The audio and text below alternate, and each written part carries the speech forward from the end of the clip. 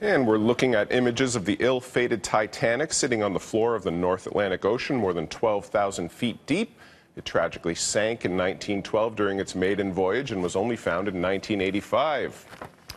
But Richard, it now seems like what we thought we knew about the discovery was just the tip of the iceberg, maybe.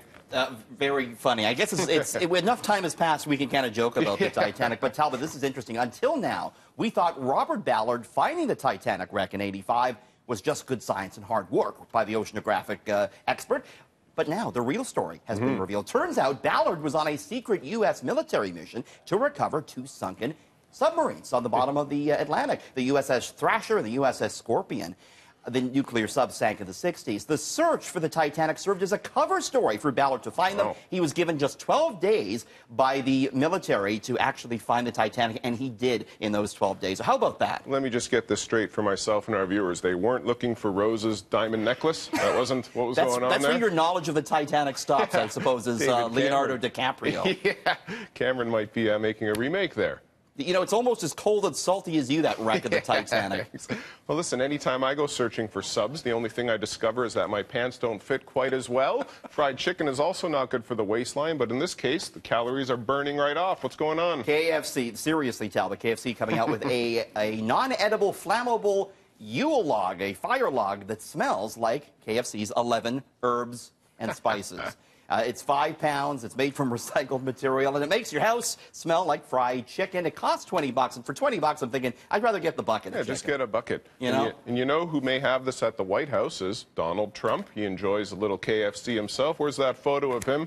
He tweeted this out in 2016 when he was on the campaign trail, but... I love that there's salt and pepper on the table, too, because you need salt with your KFC. Yeah, that's what you definitely need. The thing that everybody teased him about is he's got the fork and knife out. I don't think that's the way to eat... No.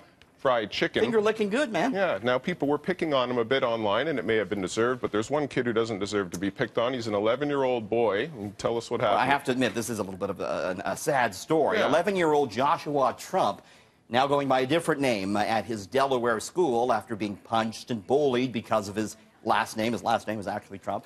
Joshua's sixth-grade teacher said she was mindful to refer to him as Joshua T in class, but apparently that didn't help. The school allowing him to use his stepfather's last name instead of his real last name of Trump. Oh, too bad he couldn't build a wall that keeps the bullies out. That'd be great. And who's going to pay for that wall? Yeah. All right.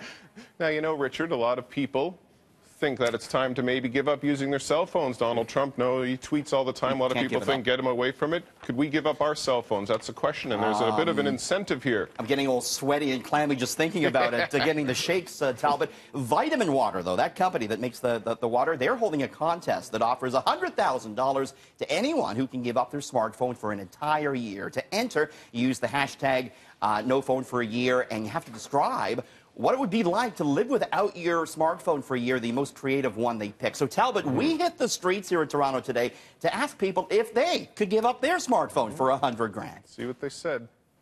Is $100,000 enough for you? Yeah, definitely. Pay for all of school. You could go higher, but like $100,000 for like free, just like to not use your phone. Yeah, 100%. Could I just take pictures? No, you can't use. I can't even use the camera. $100,000? No cell phone for a year? I'm in. There's no way. There's no way. I'm so sorry. I don't think I could do that. How much money would it take? Like a life-changing amount. I don't know, like $1 million. Now, I'm going to be honest, I couldn't do it. But Talbot, you've actually entered this contest, and you've written a poem to enter, haven't you? I'm taking a shot at it, and here's my little poem that explains my love-hate relationship. My smartphone is putrid. I used to love it like Cupid, until I found out that you can't filter stupid. Facebook and Pornhub, nothing but trouble. Just friends I don't like and severe carpal tunnel. Give him the $100,000 right now, folks. Come on.